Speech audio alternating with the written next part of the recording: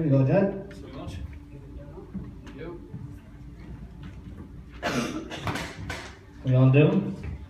My name is John Mulligan from Gallyoan here in Limerick. I get left out every now and then. Tonight is then. Here we are. I work in the University of Limerick, and my job is a porter. A variety of things to do with my job. You know, I deliver stuff, I open doors, health and safety, security, taking the piss out of the students. It's basically what I do for most of the day. I love taking the piss out of the first years. They're the ones that are always giggling, and everything is massive, you know, and they're coming out with these things, they're all excited, you know. So I normally go over to them if they're in a group of about 5 or 6, and I say, "What are you doing here, lads? Are you starting a fight? Are you selling drugs?" And they all look around, but don't know what to do because they're young and green, and I just walk away and leave them with it. Then there'll be people, and they'll be kissing each other, and they'll be holding hands, and they'll be laughing out loud, and I'll be going over to them, "You can't be doing that, lads, because they might be offended over there that you're kissing each other." And again, they don't know what to do with themselves, and I keep going. It's great fun altogether. I'm generally the only one laughing, but for me it's a great crack, you know. One of the things I do in the lifts in UL, you're not supposed to go into them unless you're disabled or you're service staff like myself moving things around. And one day I walked in, there was these 3 students, and they were standing there and they had the heads of the phones. And I walked in, I'm obviously above them, looking down at them, and the door locks behind me. And I say, "You're not supposed to be in the lift, lads. This is for the disabled people and people that are working. What are you doing in the lift?"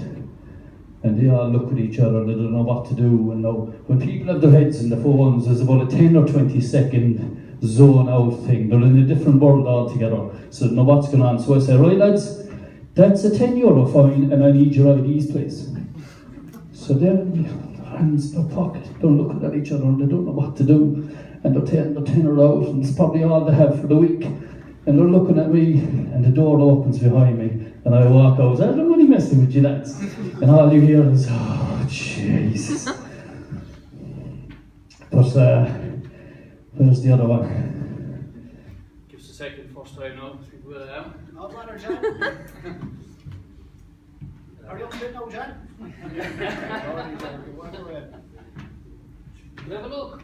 Yeah, Of course you of course. Do the mic.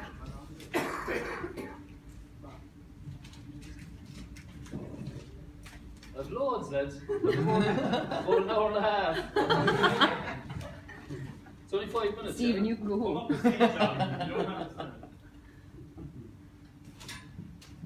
The one I love the best is giving directions to people, especially the first years. And what I do is I do it in the form of I have Tourette's. Now, if you know any of my bosses, lads, you can't tell them I do this, like, because I'm not supposed to do this. It's supposed to be nice to everyone, the whole lot. But what I do is they'll say, ask me where to go, and I say, "You go up the stairs, you turn left, you go straight down the corridor, go through the double doors, go down the corridor another bit, and you go around to your right. Arse. Straight down on your right hand side is where your room is, bitch." You know? Then I say, "Lads, I'm sorry about that, but I have Tourette's, you know." And they go, "Alright." And they walk away, and I go, "Arsehole."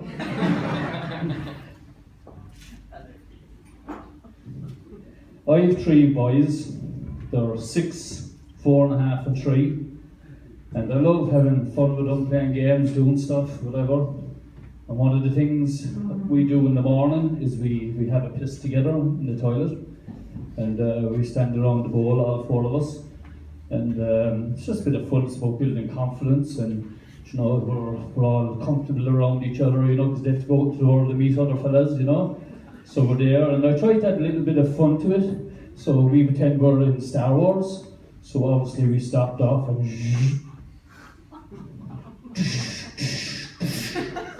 so we have a bit of a fight there, you know. And then I go, "I am your father." No! Now, sometimes there's a bit of pee in the seat, you know, and the wife gets upset, and I can't understand it. Because she's upset when the seat is up, and then she's upset when the seat is down, and I can't get her at all. And on top of that then, I'm getting hassle from the teachers, because the teachers are saying that my sons now are going into the toilets with their friends, and they're all coming out, and there's piss in their pants, and there's piss in their shoes, and there's piss in the floor. I'm saying, lads, I'm trying to build confidence in them, you know. They're going in and they're having a bit of fun, and they're not shy.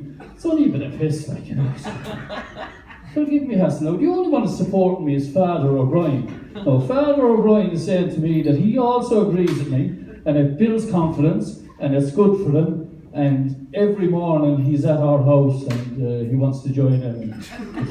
There isn't true, but I know what to say. Now, I know this place is open to animals and dogs particularly, and I love dogs, you know, but I mean, I hear from people call dogs human names. I don't know what it is. I think it's just something myself.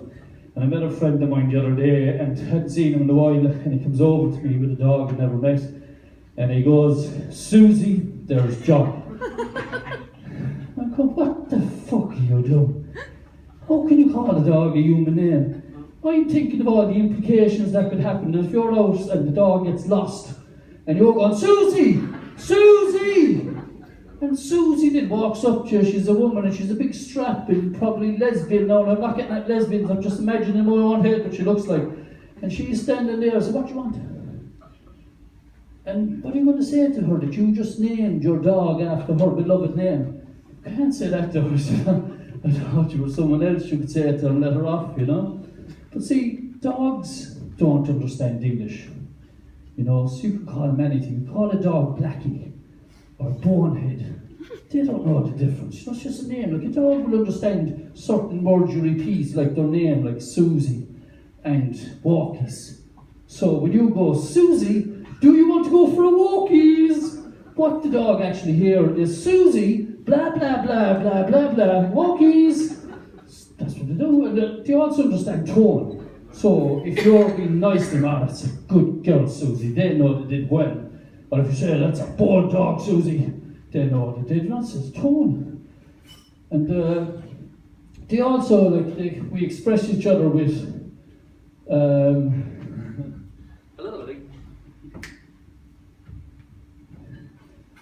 we show body language. And basically, a dog, if it's upset, its ears are down, its tail's between its leg, and it's like that, you know it's upset.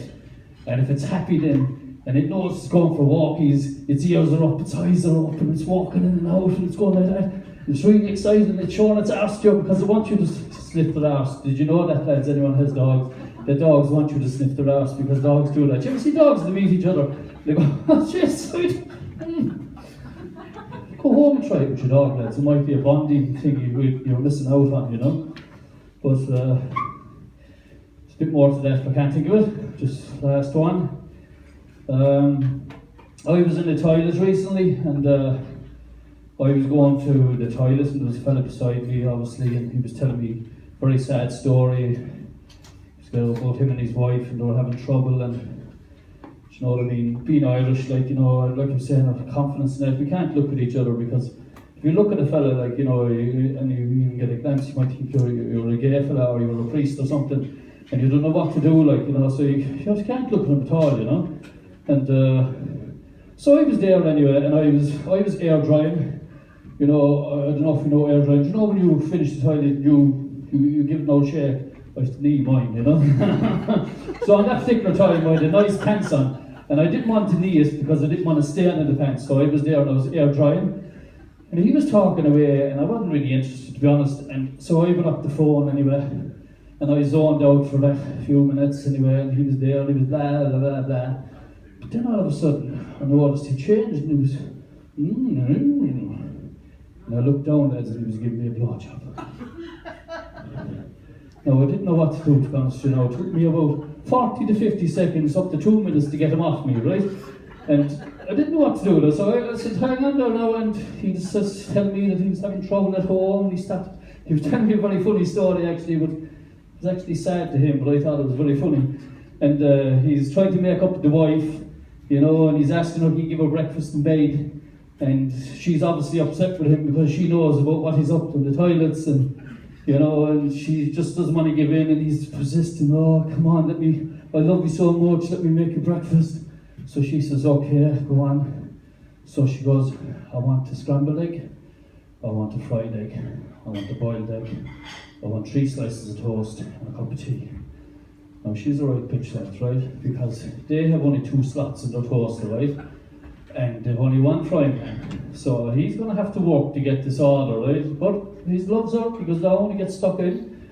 And he's there, and he comes up after a while, he presents the breakfast to her, puts it on her lap, looks at her, she looks at the breakfast, and she looks at him. You boiled the wrong egg. She's a bitch, lads, I'm telling you. He tried his best.